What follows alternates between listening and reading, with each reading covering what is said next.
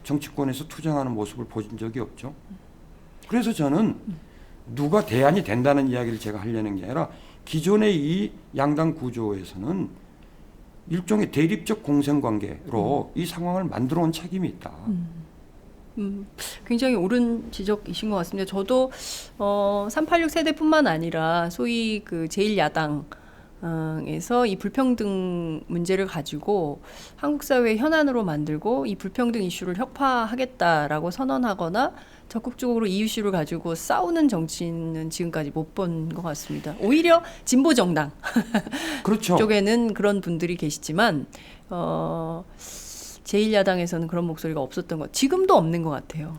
그러니까 서두에 왜 저보고 이 책 썼냐고 예. 물어보셨고 제가 원래 계획이 없는 책을 네. 썼노라 뭐 선거용으로 썼느냐 그 제가 부정하지 않았던 이유가 네. 이것이 한국 사회 정치의 중심적 이슈가 되는 것이 당연한 겁니다. 왜? 경제가 성장했는데 일반 국민들의 삶이 나아지지 않고 있는 네. 이 상황이 바뀌지 않고는 한국은 희망이 없는 거죠. 그렇기 때문에 젊은 친구들이 네. 자기의 조국을 네. 헬조선이라고 합니다. 헬조선.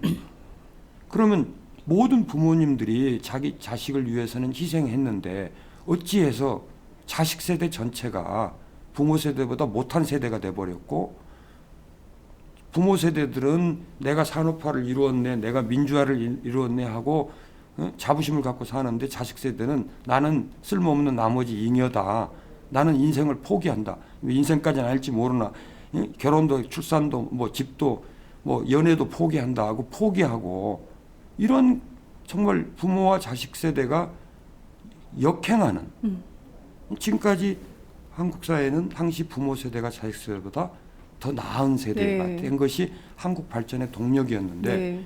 이제 한국 전쟁 이후 최초로 자식 세대가 부모 세대보다 더 못한 세대가 되는 이 책임이 기성세대, 뭐 저를 포함한 기성세대에게 당연히 있죠. 아, 참 끔찍합니다. 선생님께서 지적해 주신 대로 지금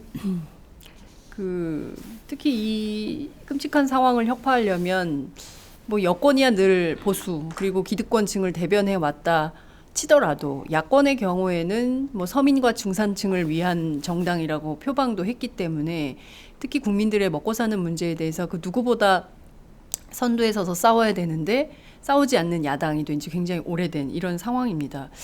선거가 코앞인데 이분들이 지금 중도 전쟁을 하고 있거든요. 누가 중도를 먹느냐에 따라서 이번 선거의 결과가 달라진다.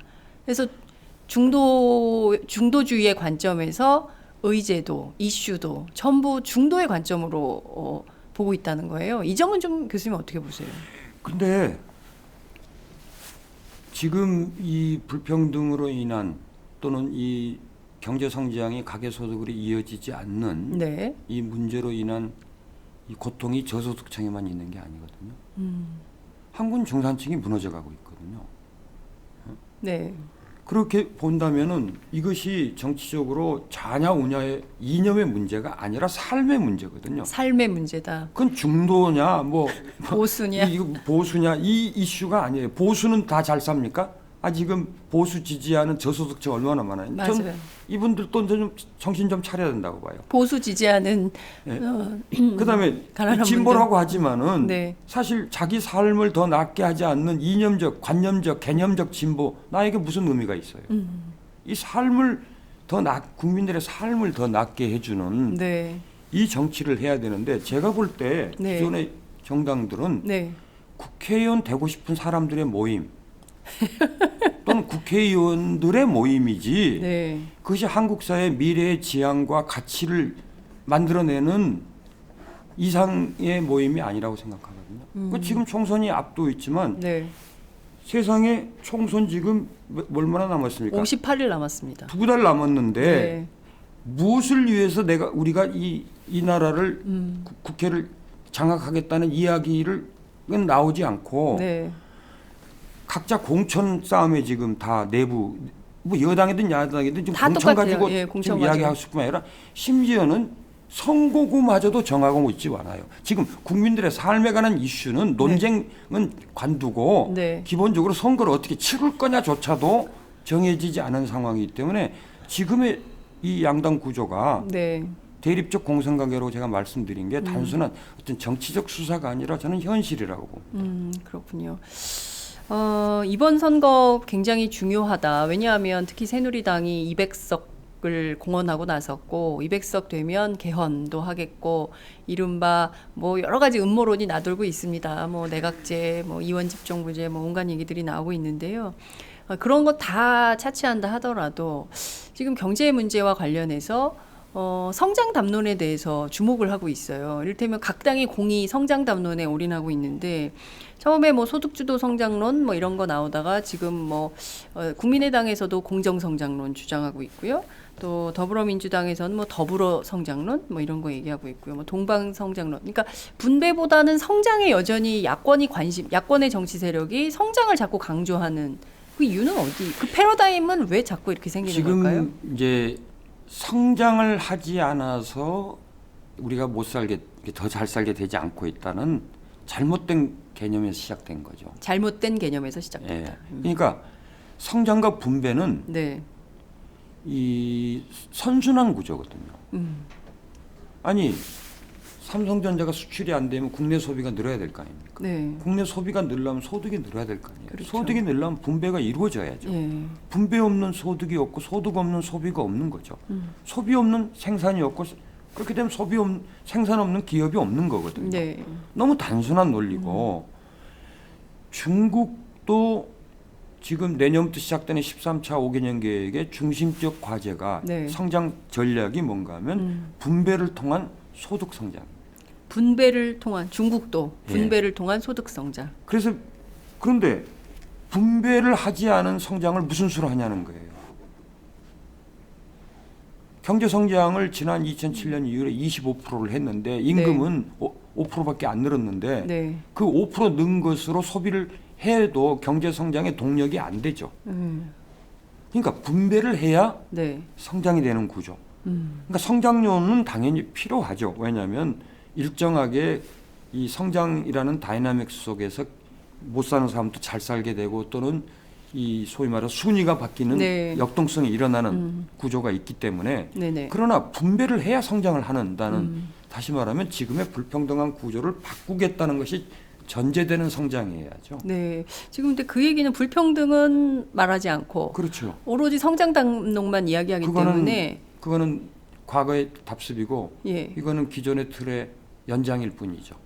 아, 정말 답답해집니다. 그나마 조금 변화의 가능성이 있어야 되는데 그마저도 없다면 도대체 어떻게 해야 되나 어떤 돌파구가 있나 싶은데 최근에 더불어민주당의 김종인 선대위원장 비대위원장 오지 않았습니까? 네. 이분이 이제 경제민주화 전도사를 이제 스스로 자임하고 계신데요. 경제민주화라고 했지만 구체적인 얘기는 별로 없어요. 어떻게 보세요? 잘 분배 문제나 이런 걸. 지난 2012년 대선에서 경제민주화가 어떤 아주 경제의 핫 이슈였죠. 네, 최대 화두였죠. 근데 사실은 절대 다수의 국민들은 그 말이 뭔 말인지 잘 이해가 안 됐어요. 경제민주화가 뭘 하자는 건지 그냥 쉽게 생각해서 재벌개혁 정도 하자는 거다 이렇게 예. 이해를 했죠. 네. 그리고 지금 박근혜 대통령은 당시 후보 때 이 김종인 이 비대위원장. 박사를 예. 국민행복위원장 해가지고 행복추진위원장. 그 경제민주화를 최대의 경제 이 선거 이슈로 만들어가지고 국민들의 표, 특히 중산층의 중도층의 네. 표를 끌어 모았죠. 김종인 이 위원장이 한국의 헌법에 경제민주화라고 하는 구절이 들어가게 하는데 기여를 했다. 네. 전 그 당시 상황을 모르지만 그렇게들 이야기하니까 그분이 그 공은 굉장히 큰 겁니다. 네. 그러나 그것이 실천되지도 않을 박근혜 후보한테 가서 그 박근혜 후보를 당선시킨 데 1등 공신의 역할을 했어요. 지금 이제 우리 장윤선 부장이 했지만 그분이 지금 또 야당의 대표를 맡아서 경제민주화 이야기를 하는데 구체적으로 뭐 하는 이야기가 별로 없어요. 네. 저는 그분이 여러 당에서 국회의원을 여러 차례 그것도 비례대표로만 하시면서 87년 헌법 개정 때 경제민주화의 구절을 넣은 거는 맞지만 네. 그 이후에 경제민주화의 구체적인 실천을 위해서 어떤 법안을 제시했고 어떤 정책을 실천했고 무엇을 했는지 묻지 않을 수가 없습니다. 경제민주화 말은 했지만 실천한 내용이 뭐냐? 그렇죠? 만약에 경제민주화를 재벌개혁으로 국한해서 이야기한다면 저는 그분이 재벌개혁을 위해서 뭘 하셨는지 아주 공개적으로 좀 묻고 싶어요. 재벌 개혁을 위해서 김종인 박사가 한 일이 뭔지 구체적으로 묻고 아니 싶다. 왜냐하면 그냥 공개적으로. 평범한 뭐 학자랄지 네. 그냥 평범한 분이라면 제가 이런 질문을 던질 이유가 없는데 네. 이 국회의원을 그동안 계속 하셨기 때문에 네. 실질적인 정책을 주도할 그리고 비중 있는 분이었기 때문에 네. 그럼 뭘 했느냐? 결국은 지금 민주당이 또 새롭게 경제민주화를 들고 나오는 거는 2012년에 메아리 없는 이 경제민주화 들고 나온 것과 뭐가 다른지 좀 구분이 안 돼요. 2012년 답 없는 경제민주화 메아리의 재판 아니냐? 이런 비판이세요. 비판이라기보다는 제가 그 목도한 현실을 이야기하는 거죠. 네. 근데 선생님께서는 문재인 대표가 제안하셨을 때 그 자리를 왜 거절하셨습니까? 그거는 제가 절대 그분이 저를 신뢰하고 하신 말씀을 네. 공개적으로 언급한 건 그건 큰 결례였고 네. 그거는 언급해서는 안 될 이슈였죠. 근데 민주당이 정말 130명의 국회의원이 있는데 그 중에 사람이 없어서 박근혜 정부 탄생에 최대 공을 세우신 분 그리고 민주당의 가장 큰 정치적 기반인 광주의 네. 광주 항쟁에 그 한이 맺힌 분들에게 국보위 행위 당사자들이 만든 국보위의 위원이 된 것을 후회하지 않는다고 말하는 분을 대표로 모시는 것을 비판하는 과정에서 제가 좀 결례를 해서 그거는 제가 참 더 이상 언급해서는 안 될 이야기 같습니다. 네. 알겠습니다. 사실 지금 정치 상황이 묘합니다. 지금 새누리당은 200석을 자임하고 있고 또 야당은 지금 그 3분할된 상황입니다. 과연 이번 총선에서 승리는커녕 최소한 지금 있는 의석이라도 유지할 수 있겠냐라는 비관론이 우세한데요. 이 불평등 이슈와 관련해서 야권이 좀 어떤 대책, 정책은 이미 다 나와 있으니까 어떻게 좀 해야 된다고 보십니까? 저는 이미 좀 희망이 없다고 봅니다. 이번 총선에는. 이번 총선은 왜냐하면 총선용으로 지금 총선 58일 남았다고 그러셨죠. 네. 58일 전에 이슈 만들게 한다? 그건 선거용이죠. 이런 상황이라면 적어도 1, 2년 전부터 네. 이것이 이 정치권의 중심적 화두가 됐어야죠. 갑자기 선거용으로 네. 불평등 며칠 들고 나오고 선거한다고 그래서 이게 달라지겠습니까? 그리고 총선력 공약에 어디에 무엇이 구체적으로 나올지 모르겠지만 네. 지금 선거 2달 앞둔 상황에서도 무슨 정책을 무슨 공약을 내세우는지조차를 국민이 모르는데 선거 며칠 전에 공약집이라고 내던져 놓고 그것이 얼마나 진정성이 있고 실천 의지가 있겠어요? 그래서 저는 정책적으로 본다면 어떤 한국 사회를 바꾸겠다는 정치적 실천 의지로 본다면 네. 이미 저는 이번 총선은 별 희망이 없는 것 아니냐 그렇게 보여지네요. 물론 저랑 의견이 다른 분들도 계실 겁니다. 네. 아이고, 선생님하고 비슷하게 생각하시는 분들도 굉장히 많이 있으신 걸로 합니다. 암담합니다. 앞에 저희가 그리고 또 선생님께서 헬조선 오죽해야 젊은 청년들이 결혼도 안 해, 아이도 안 낳아, 직장도 포기, 뭐 삶에 아무런 희망이 없다.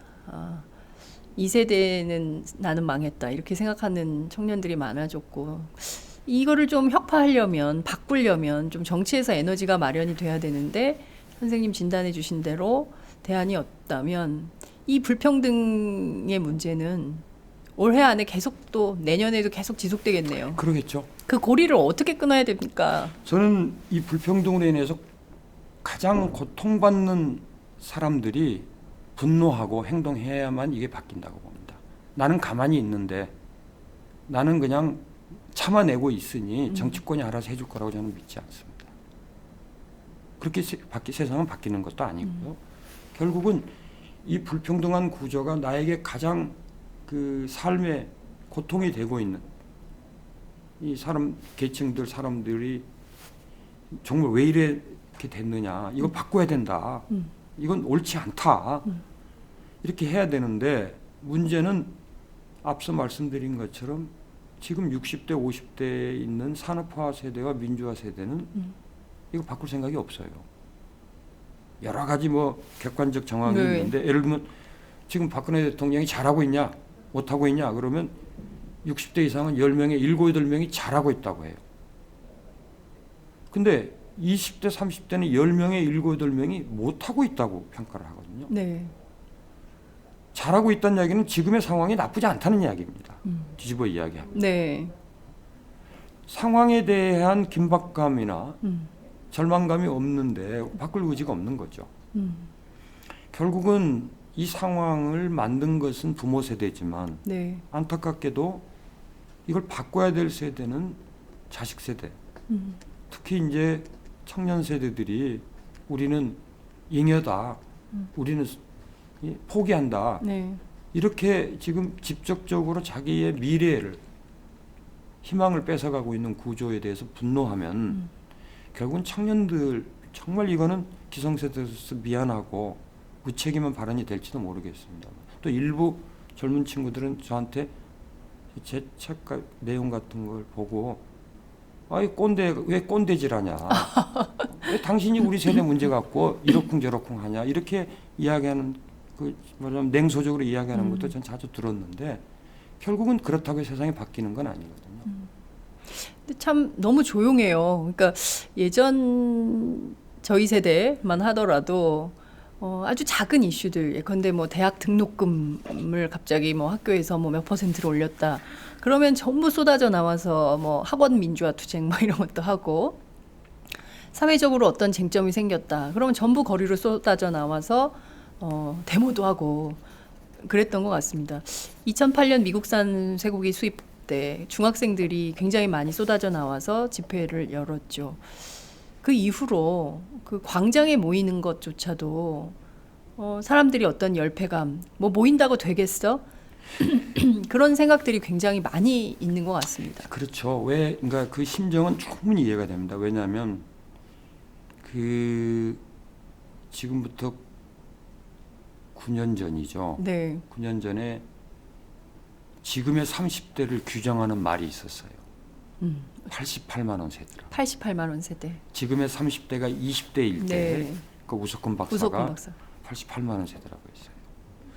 거의 10년의 세월이 흘렀기 때문에 그러면 보다 나은 희망적인 어떤 결과로 진전이 있었어야 되는데 네. 포기 세대가 됐어요. 88만 원 받던 사람들이 아예 그 이제 3포 세대, 3포 세대, 5포 세대, M포 세대가 M포 되버렸어요. 세대. 예.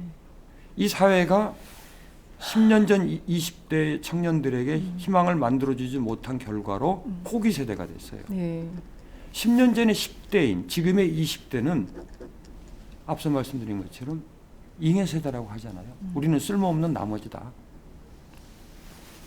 그러다 보니까 절망의 늪이 너무 깊어졌던 거예요. 너무 오랫동안 지속된 거. 네.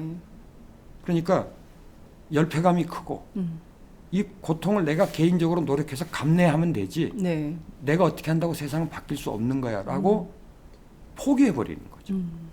그런 분위기가 너무 지금 팽배하고 네. 또 한편으로는 앞서 우리가 쭉 논의했던 이 고용이 너무 불평등한 구조 속에서 예를 들면 청년 세대는 첫 일자리에 3명에 2명이 비정규직으로 시작을 해요. 맞아요. 그렇게 되니까 어떻게든지 나만은 제대로 된 일자리를 구해야 되겠다는 이 절박감이 거기에 겹쳐 있다 보니까 네. 세상 일에 관심을 끄거나 나서지 않거나 또는 좀 약간 이런 것도 있는 것 같아요. 아주 그런 걸 냉소적으로 보는 네. 이것이 마치 멋있고 쿨한 것처럼 비춰지는 네. 그 잘못된 문화 이런 것들이 다 복합되면서 부모들이나 앞세대들이 말하는 것처럼 그 세상의 이 잘못된 것에 외면하고 분노하지 않는 네. 이런 분위기가 너무 많은 것 같습니다. 그렇습니다. 다시 정치로 돌아가서요, 선생님. 오늘 이제 58일이 아니라 57일 남았다고 합니다. 네. 제가 잘못 얘기했는데요. 57일 앞둔 상황에서 야권은 분열됐고 선생님 희망이 없다 이렇게 말씀을 주셨는데 이게 사실 그 안철수 전 대표가요. 당을 나가지 않았다면 분당하지 않았다면 오늘의 이런 사태가 벌어졌겠나라는 안타까움을 표하는 분들도 계십니다. 안철수 전 대표 또 국민의당 대표의 선택은 좀 어떻게 평가하세요? 그 이제 여러 가지로 각도에서 볼 수가 있겠는데 첫째로는 처음부터 민주당에 합류하지 않았으면 지금 대단한 대안 세력이 돼 있어요.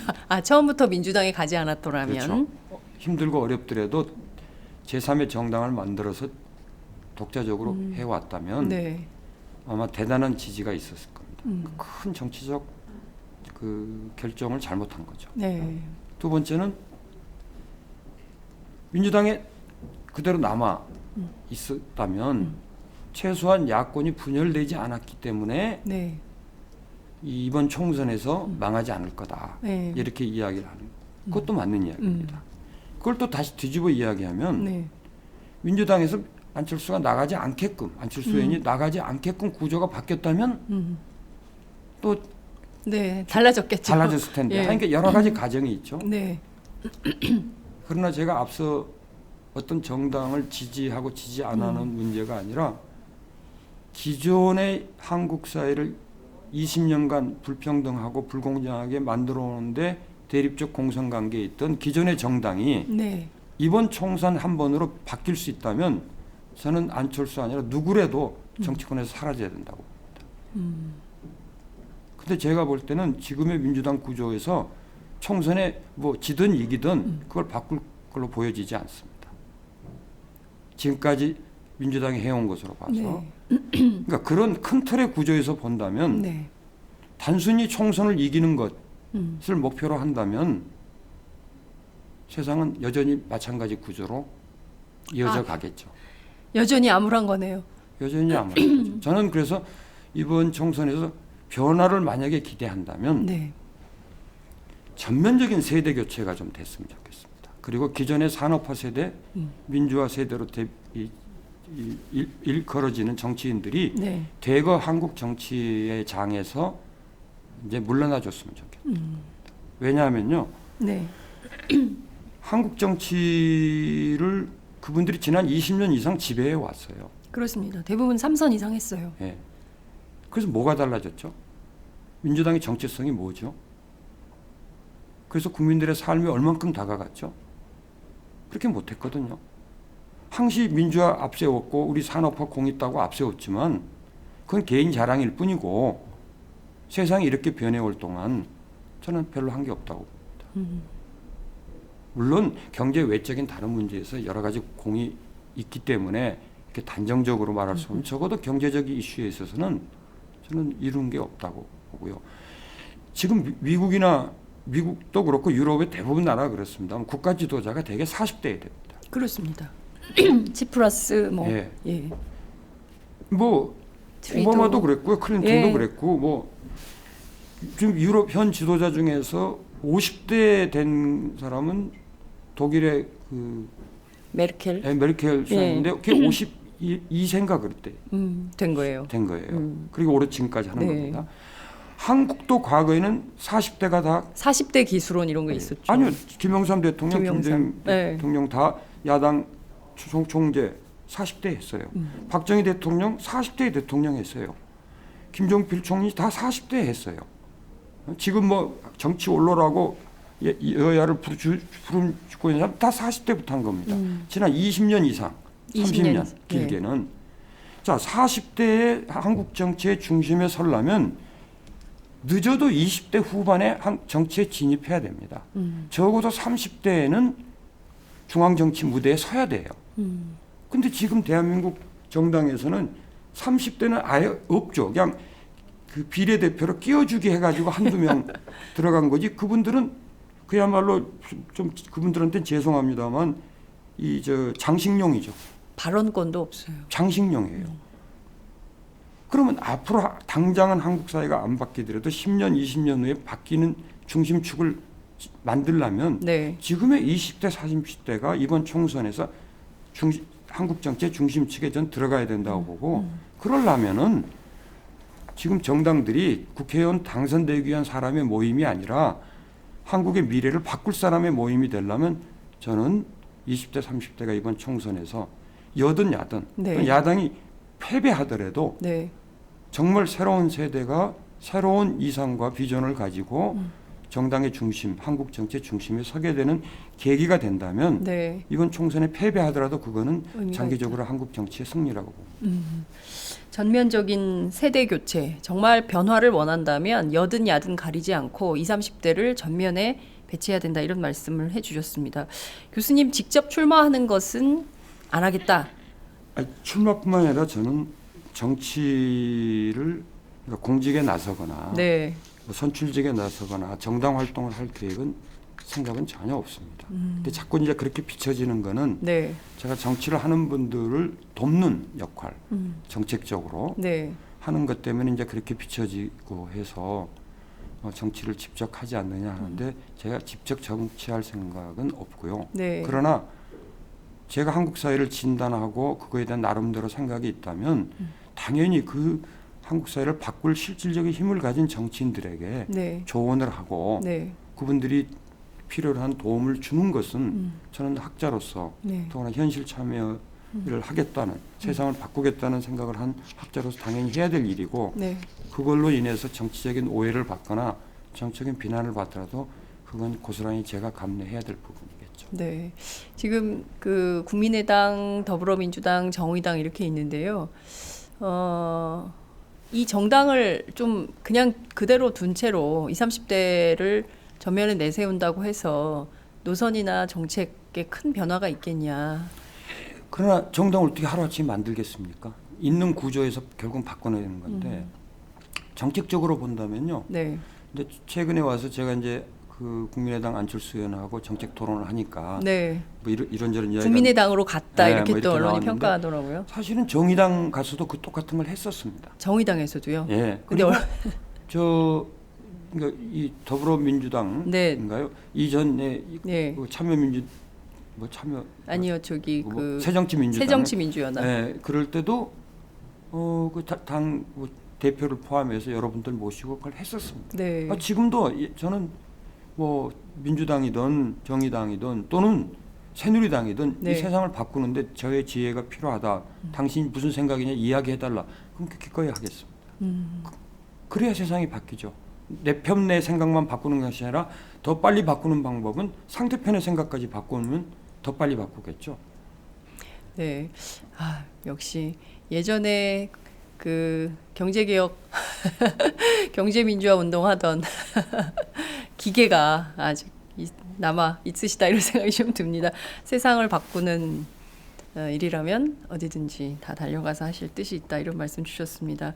인터뷰 시간이 정말 길어져가지고요. 마지막으로 한 말씀 부탁드릴게요. 왜냐하면 이번에 모시고 또 1년 뒤에 모셔야 될 것 같은 두려움이 있어서 앞으로 좀 몇 년간 없는 게 좋은 거겠죠. 아닙니다, 선생님. 아니 근데 오늘 굉장히 그 많은 분들이 그 굉장히 그 수긍하시면서 고개를 끄덕이시면서 들으셨을 것 같은데요. 끝으로 한 말씀 부탁드릴게요.